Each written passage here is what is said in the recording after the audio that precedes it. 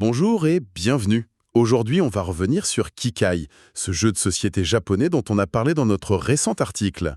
Oui, bonjour. On avait utilisé une formule un peu volontairement provocatrice. Chef-d'œuvre impitoyable. C'est ça. Et ça a pas mal fait réagir. C'est toute la question en fait. Kikai, c'est un duel pur, un jeu pour deux experts. Et le thème, c'est du street art mécanique dans un quartier de Tokyo. Exactement. Et le but de notre discussion, c'est un peu de décortiquer ça. Est-ce que le côté impitoyable du jeu ne finit pas par gâcher le chef-d'œuvre? Commençons par le bon côté alors. La beauté du jeu. On a écrit que le thème était rafraîchissant. Ah oui, carrément. Fini les dragons, les zombies. Là, on transforme des déchets en sculptures mécaniques géantes. Directement en 3D sur le plateau de jeu. Et ça, ce n'est pas juste un décor. Ça infuse toute la mécanique. Construire ton kai-kai, ta machine, c'est une chose. Mais après, il faut le faire connaître. Voilà, distribuer des flyers, attirer des fans, organiser des expos, on sent vraiment cette compétition, cette course à la renommée. C'est pas juste de l'optimisation de ressources, quoi. Dans l'article, on a osé la comparaison avec Brass Birmingham, mais en format duel. C'est une grosse référence. Qu'est-ce que ça veut dire concrètement?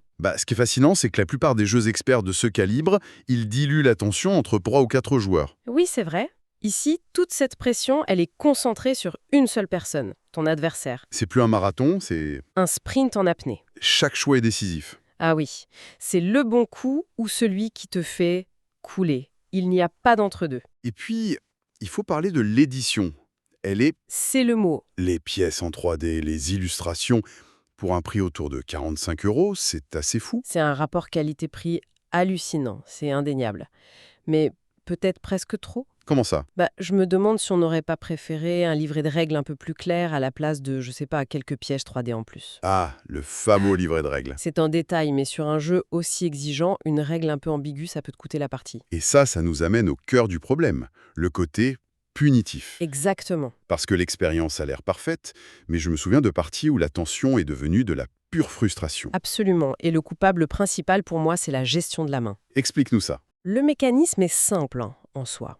Pour faire une action dans un quartier, tu dois défausser la carte de ce quartier. Logique. Sauf que tu ne pioches qu'une seule carte par tour. Une seule.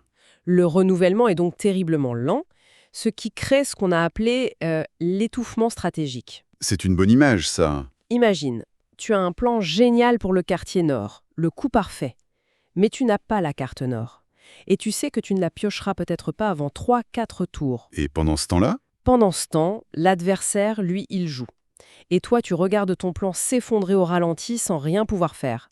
C'est brutal. Alors, pour revenir à notre question de départ, au final, chef-d'œuvre ou impitoyable?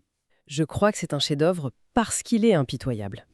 L'un ne va pas sans l'autre. C'est ça. Il offre une tertion, une profondeur qu'on voit rarement. Mais il faut le savoir avant d'y aller. Ce n'est pas un jeu pour se détendre après le travail. C'est pour qui alors? C'est pour les joueurs qui cherchent le gros duel expert de l'année.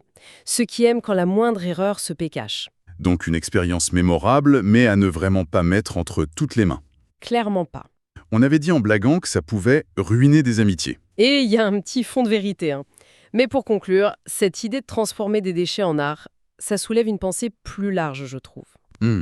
Dans notre propre quête de créativité ou d'excellence, on se demande quelle est la part de la contrainte, de la rareté des ressources, qui, au lieu d'être un frein, devient le véritable moteur de l'innovation. C'est une excellente question pour finir. Merci. Merci à toi.